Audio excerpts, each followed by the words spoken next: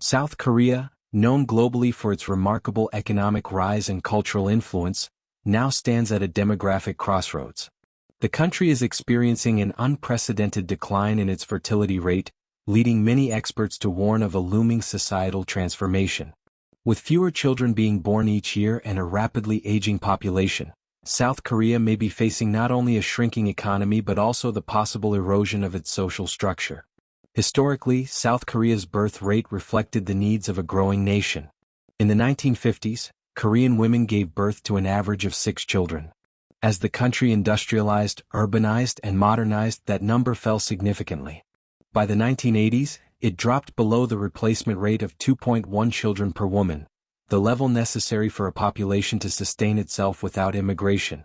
Fast forward to 2023, and the national fertility rate has declined to just 0.72, the lowest ever recorded in the country. In Seoul, the figure is even more striking, just 0.55. These statistics mean that if 100 Korean women have children at today's rates, their children will number only 36. In 3 more generations, that number could drop to just 5. This isn't a theoretical concern for the distant future.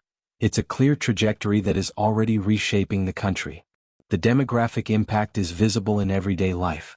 Today, for every 4 South Koreans aged 50, there is only 1 child under the age of 1. Schools are closing or merging due to lack of students, and many towns have seen their youngest populations dwindle away entirely. By 2060, projections based on current trends suggest the national population could fall by nearly 1/3, a loss of around 16 million people. The most startling aspect: more than half the population could be over the age of 65. Fewer than 1% would be infants.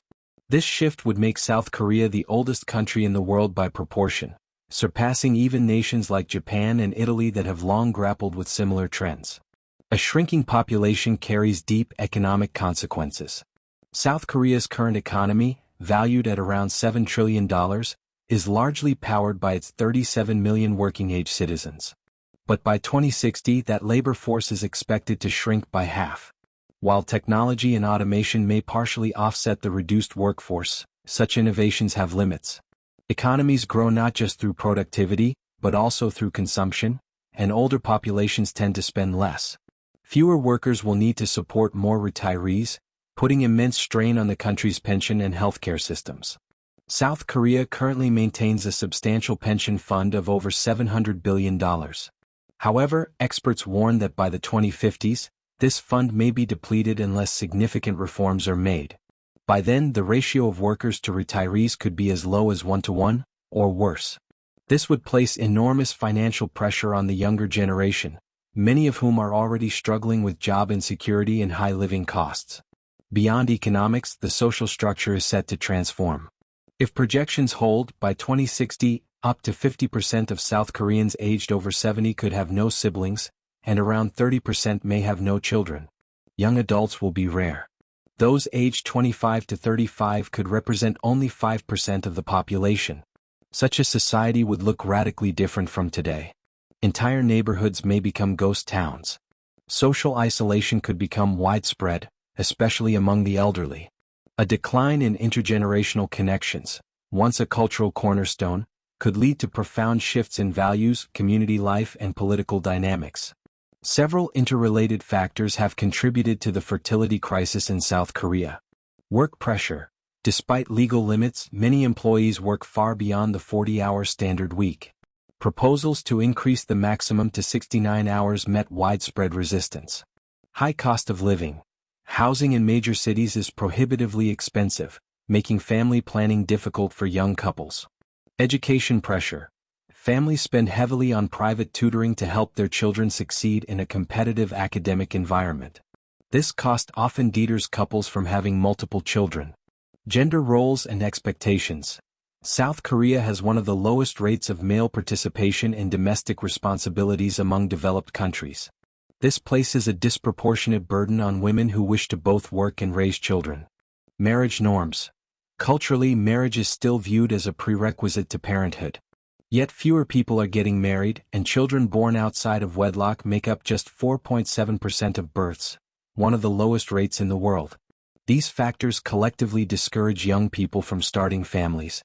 While similar trends exist in many developed nations, the intensity of these issues in South Korea is uniquely high. In 2023, South Korea's birth rate ticked upward slightly for the first time in nearly a decade, a 3% increase.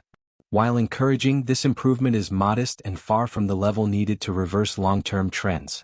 Government incentives such as cash bonuses, subsidized housing, and childcare support have been introduced, but critics argue that these measures do not go far enough.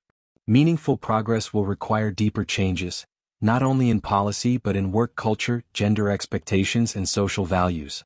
For example, making it more acceptable, both legally and socially, to have children outside of marriage could broaden options for young families. Increasing state support for childcare and education, while reducing working hours, could also help alleviate the burden on parents. South Korea is not alone. Countries across Europe and Asia are also witnessing falling birth rates. Italy, Spain, Germany, and even the United States have fertility rates below the replacement level. While South Korea's rate is the lowest, the broader trend suggests that many modern societies are struggling to adapt to new social realities. What distinguishes South Korea is the speed and severity of the decline, coupled with limited immigration. Unlike the US or parts of Europe, which have historically balanced low birth rates with inward migration, South Korea remains relatively close to large-scale immigration. Without a shift in either fertility trends or immigration policy, the country's demographic challenge may become irreversible. Even if birth rates were to suddenly triple and reach the replacement level of 2.1, the effects of past decades cannot be undone overnight. Population structures change slowly. An inverted pyramid, where there are more older people than younger, is extremely difficult to rebalance. By 2060, experts predict that South Korea will still face a high elderly dependency ratio. Every 2 working-age adults may be supporting 1 retiree, a stark reversal from previous decades.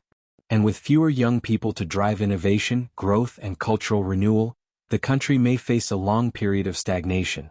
This is not a forecast of doom, but a call for reflection. Demographic changes of this magnitude require serious attention, long-term planning, and societal adaptation. South Korea's population crisis is more than a national issue. It is a case study in how modern economies and social structures must evolve. The decisions made today will shape the country's trajectory for generations to come. Addressing the root causes of declining fertility, from work culture to gender roles, is not easy, but it is essential. Without bold action, the nation may find itself with too few people to sustain its economic engine, cultural vibrancy, and social stability. What is happening in South Korea may soon be a reality for other countries as well. As we look to the future, the question is not just whether South Korea can adapt, but whether the world is prepared to confront the same demographic challenges.